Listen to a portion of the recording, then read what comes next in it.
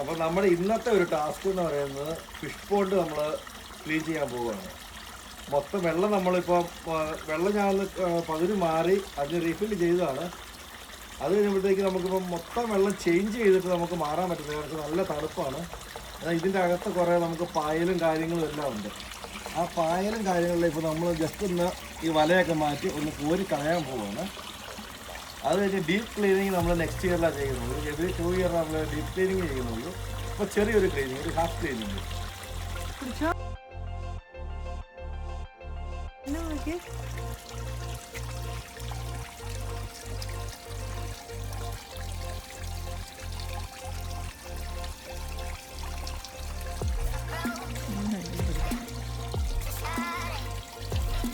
Pipe off ചെയ്യട്ടെ കുറച്ച് നേരത്തേനാ.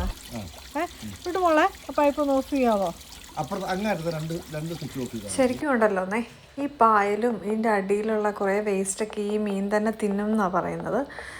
പക്ഷെ നമ്മൾ അതിന് വേണ്ടി ഇട്ട് കഴിഞ്ഞാലത്തെ പ്രശ്നം എന്താണെന്ന് വെച്ചാൽ ഒരു വർഷവും കൂടെയൊക്കെ കഴിയുമ്പോഴത്തേക്ക് ഇതിൻ്റെ അടിയിൽ ബൾക്കായിട്ട് ഭയങ്കരമായിട്ട് വേസ്റ്റ് ആവും. പിന്നെ നമ്മൾ ഫുള്ളായിട്ട് വെള്ളം പറ്റിച്ച് അതിനകത്ത് ഇറങ്ങി നിന്നൊക്കെ ക്ലീൻ ചെയ്യേണ്ടതായിട്ട് വരും. ഒരു ഡീപ്പ് ക്ലീനിങ്ങിൻ്റെ ആവശ്യമായിട്ടുണ്ട് വരും. സോ അത് അവോയ്ഡ് ചെയ്യാൻ വേണ്ടിയിട്ടാണ് ഞങ്ങൾ ഇപ്പം തന്നെ എന്നാൽ കുറേയൊക്കെ വേസ്റ്റ് അങ്ങ് മാറ്റിയേക്കാം എന്ന് വിചാരിച്ചത്. അപ്പോൾ ജിനു നേരത്തെ പറഞ്ഞ പോലെ ഹാഫ് വെള്ളം ഞങ്ങൾ നേരത്തെ തന്നെ എംപ്റ്റി ചെയ്ത് റീഫിൽ ചെയ്തായിരുന്നു. സോ നെക്സ്റ്റ് ഇയർ ബാക്കി ഹാഫും കൂടെ കളഞ്ഞ് അങ്ങനെ ചെയ്യാമെന്നുള്ള രീതിയിലാണ്. കാരണം മൊത്തത്തിൽ പറ്റിച്ച് പിന്നെയും ഫില്ല് ചെയ്ത് ക്ലീൻ ചെയ്യുക എന്ന് പറയുന്നത് ഇച്ചിരി ഡിഫിക്കൽട്ട് ടാസ്ക് ആയിരിക്കും. സോ അതിന് വേണ്ടിയിട്ടാണ് ഞങ്ങളിതെല്ലാം ഈ വർഷം തന്നെ ചെയ്തേക്കാമെന്ന് വിചാരിച്ചത്. അപ്പോൾ നമ്മളെന്താ പറയുക, കുറേശ്ശെ ചെയ്യുന്നതാണല്ലോ നല്ലത്. ഒരു വർഷമായപ്പോഴത്തേക്കും നമ്മുടെ ഫിൽറ്റർ തേണ്ട ഇങ്ങനെയായി. അതും കൂടി ഒന്ന് ക്ലീൻ ചെയ്യാൻ പോവാണ്. ഇത് അഴിച്ച് ഇതിനകത്ത് എല്ലാം ഒന്ന് ക്ലീൻ ചെയ്ത് സെറ്റാക്കണം. ഇത് നമ്മുടെ മെയിൻ ഫിൽറ്റർ അല്ല കേട്ടോ, ഇത് ചെറിയ ഫിൽറ്ററാണ്.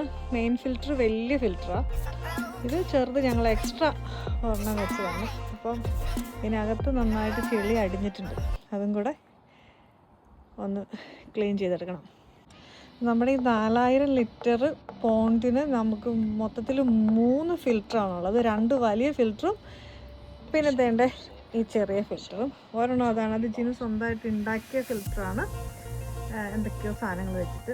പിന്നെ ഒരു ഫിൽറ്റർ തേണ്ട ഇതിൻ്റെ അകത്തിരിപ്പുണ്ട്. അതാണ് മെയിൻ വലിയ ഫിൽറ്റർ. ഓൾപോൺ സൊല്യൂഷൻ്റെ 4000 ലിറ്ററിൻ്റെ മെയിൻ ഫിൽറ്റർ. എത്ര?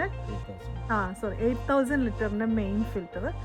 പിന്നെ ഇത് ചെറുതൊരെണ്ണം, 3 എണ്ണം. പക്ഷെ ഇത്രത്തിൻ്റെ ആവശ്യമില്ല, നമ്മൾ ജസ്റ്റ് ഒന്ന് അത്രയും വെച്ചെന്ന് മാത്രമേ ഉള്ളൂ കേട്ടോ.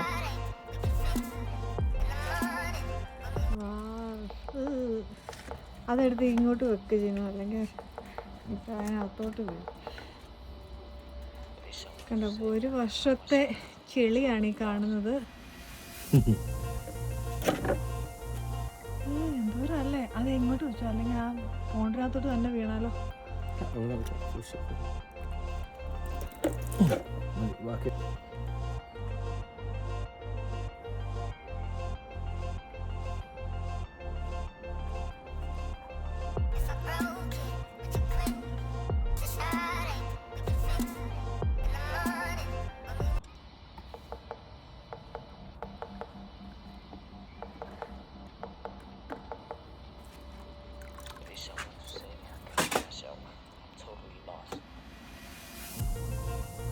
കളയരുത്, ചെടിക്ക് ഒഴിക്കണേ. നമുക്ക് പച്ചക്കറിക്ക് കൊണ്ട് ഒഴിച്ചാലത്.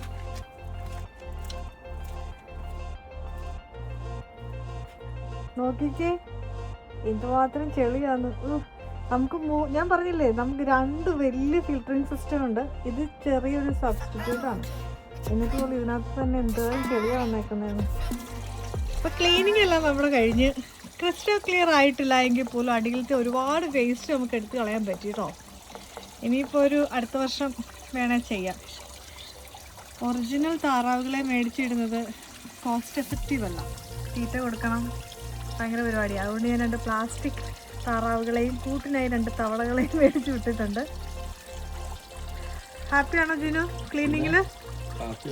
അടിപൊളി. അപ്പം ഇത് കണ്ടോ, ഇത്രയും വേസ്റ്റാണ് കിട്ടിയേക്കുന്നത്. ഇത് ഞാൻ കൊണ്ട് പച്ചക്കറിക്ക് ഇടാൻ പോവാം. എന്തായാലും കളയുന്നില്ല.